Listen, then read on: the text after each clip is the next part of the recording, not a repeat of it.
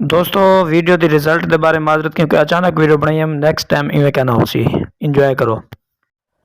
अस्सलाम वालेकुम दोस्तों, सब तो पहले ये वीडियो देखो। और फिर काफी सारे व्यूअर ਜਿਹੜੇ ਨਾ ਮੇਰੇ ਕੋ ਕਮੈਂਟ ਚ ਪੁੱਛੀ ਕਰਕੇ ਸ਼ਰਾਬ ਵੀ ਤੁਸੀਂ ਇੱਕ ਫਾਰਚੂਨਰ ਕੀਤੇ ਵੇ ਮਾਸ਼ਾਅੱਲਾ ਇਹ ਕਿਤੇ ਦਾ ਕੀਤੇ ਵੇ ਨਵਾਂ ਕੀਤੇ ਵੇ ਪੁੱਛਦੇ ਵੇ ਤਾਂ ਮੇਰੇ ਕੋ ਅੱਗੋਣੇ ਵੀ ਤੇ ਬਾਕੀ ਵੀ ਸਾਰੇ ਆਦਨ ਕਿ ਯਾਰ ਹਰ ਚੀਜ਼ ਦੀ ਕੀਮਤ ਜਿਹੜੀ ਨਾ ਉਹ ਸ਼ੋਅ ਨਾ ਕਰਵਾਇਆ ਕਰ।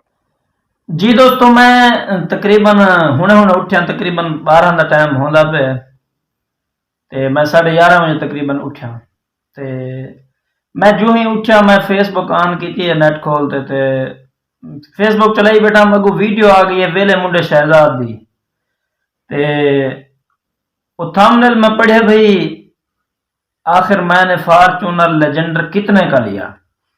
ठीक है, ते मैं हैरान और परेशान थी गया भाई फॉर्च्यूनर लेजेंडर कितने का कीता। चलो वीडियो दे दें साकू पता लग वजे कीमत का। चलो जदा नसीब हो सी असाई गिनसू, चलो पता लगे कितने दी आती है, कितने दी आती है, कीमत का पता तो चले।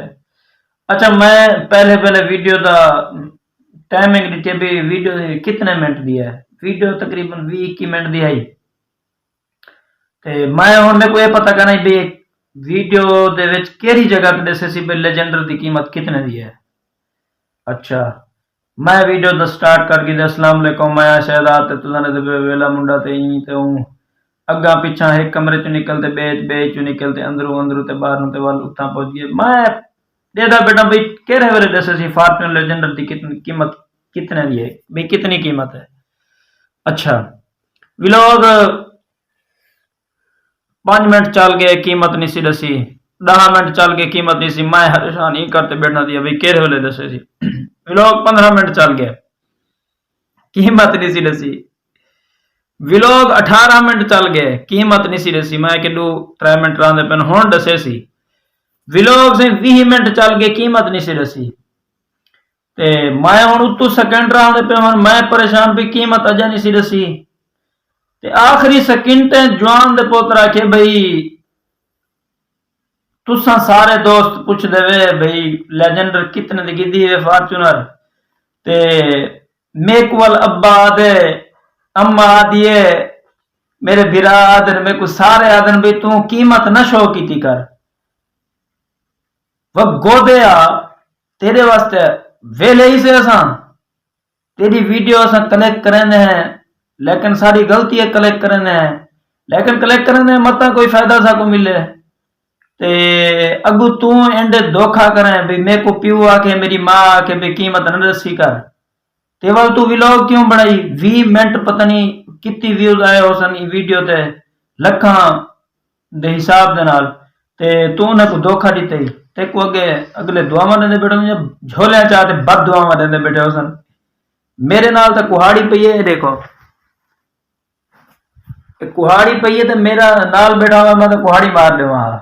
मेरे को जितना गुस्सा लगे यकीन करो गुस्सा लगे जोरदार मैं कैमरा च खोले मैं के वीवरे नाल दोस्तें नाल मैं गाल शेयर करना तो लिहाजा हया को हथ मार कोई बंदा बन भी लोग तू बनाया कर कोई दिलचस्पी वाला। अगर तू बंदे का पुत्र बन तो सोशल मीडिया ते काम करना तो तेरे 4-5 मिलियन सब्सक्राइबर होंगे ना। इतनी बेवकूफियां के बाद ही अगर तेरे मिलियन तो क्रॉस कर गए, लेकिन अगर तू बंदा बन ते काम करने वाल तू सोच भी कितने तेरे फॉलोअर होंगे ना। हुण सराकी बेल्ट के अंदर जितना तेरा गिला शिकवा थी कहीं ना कहीं थी सारे स्टार जीवे ही हो सन, लेकिन गिले शिकवे दे तेरे ज्यादा बंदे गिला शिकवा करने भी मिलता नहीं ई है ऊ है फलाने तीर है। व्लॉग तेरा क्या है असला रोजाना दरवाजे के बाहरों खट तो वीडियो शुरू करना पई अंदरों बाहर अंदरों कोई बंदा बन मरना तक है नहीं। तू व्लॉग भी नहीं बना सकता अंदरों बाहरों आना पई वल प्यो नाल बनना पई विरा नाल बनना पई व्लॉग ही होंदे वल तू ये व्लॉग बननी कि 5-7-10 मिनट का बना को 20-25 मिनट का बना रख दें तो उन्हें कोई लभदा नहीं। थंबनेल ते क्या लिखा करना होंदे वीडियो सारा कूड़ होंदे अगला हैरान और परेशान थी तो गुस्से को फरीज बांधे।